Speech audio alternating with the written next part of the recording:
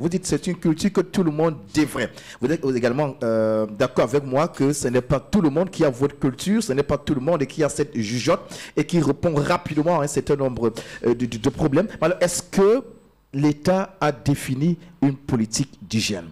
On parle des lois. Je ne pense pas que si l'État a défini une politique d'hygiène et que des lois sont mises sur pied pour rogner les ailes de ceux qui ne respectent pas ces lois, les choses iront comme elles vont. Il n'y aura pas de laisser aller. Donc, je pense que je ne veux pas dire que je suis pas d'accord avec ce que vous dites, ou alors pas d'accord avec ce qu'il avait qu'à dire, mais je dis l'État, quelque part, est le responsable, premier responsable de cette instabilité, parce que au départ, une politique d'hygiène, à moins que je sois amnésique ou alors ignorant, n'a pas défini une politique d'hygiène au Cameroun. Oh, est-ce que ça existe? Enseignant que je suis un peu choquée parce que vous m'insultez indirectement. Non, je parle de l'État. Je vais vous dire déjà, partant même de l'enseignement. Non, partant de l'enseignement du métier que je fais, dans les écoles, on a ce qu'on appelle l'éducation à l'environnement. On a l'éducation à l'environnement. Ça date de quand, ça? Non, ça existe toujours. On a. Je n'ai pas dit on avait. D'accord. On a ce qu'on appelle à l'école primaire l'éducation à l'environnement. Maintenant, au secondaire, on a l'éducation à l'environnement. Oui, voilà l'intitulé de cette matière-là. Comme vous avez histoire, éducation à l'environnement. Pour des enfants, pour des personnes qui ont encore des enfants à l'école primaire, demandez-leur comment entretenir son environnement. Depuis Mathusalem, ça existe. Depuis, c'est un contenu d'apprentissage qui existe à l'école primaire depuis belle lurette. Mais ça restait à l'école seulement. C'est encore là. Merci. À côté de ça, merci. Ça reste à l'école. Malheureusement, ça à la maison, c'est autre chose. Et c'est dommage. Parce qu'il devrait avoir donc une continuité entre les enseignements reçus à l'école et l'éducation que le parent lui transmet à la maison. À l'école, j'apprends à l'enfant l'éducation. Non, je réponds. J'y arrive. D'accord. Je vous attends. On n'a pas besoin de lire. On n'a pas besoin de lire. On n'a pas vraiment besoin de lire.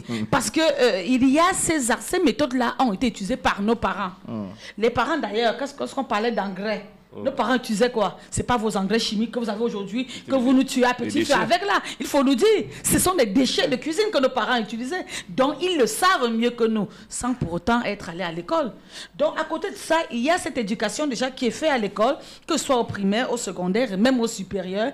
Et je dis encore maintenant, voilà le rôle que moi j'attends des personnes comme Didier Yimkoa. Sensibiliser en permanence les populations sur le comportement à tenir que fait l'État face aux autres. Je vous en prie, je suis en train d'évoluer de manière progressive, si vous observez. Alors, faut qu'on je suis de ceux qui pensent que à chaque fois qu'on va dire, on a des situations, c'est l'État, parce que jusqu'ici, docteur, soyez me te dit, vous êtes enseignante, vous l'avez bien fait de me le rappeler tout à l'heure, même si je le savais déjà. Vous dites que vous allez de façon progressive. Vous dites que Didier Yimkoa, qui est de la société civile, qui n'est pas... a également un rôle à jouer. Oui, mais d'abord, quel est le rôle du gouvernement? Commençons par là.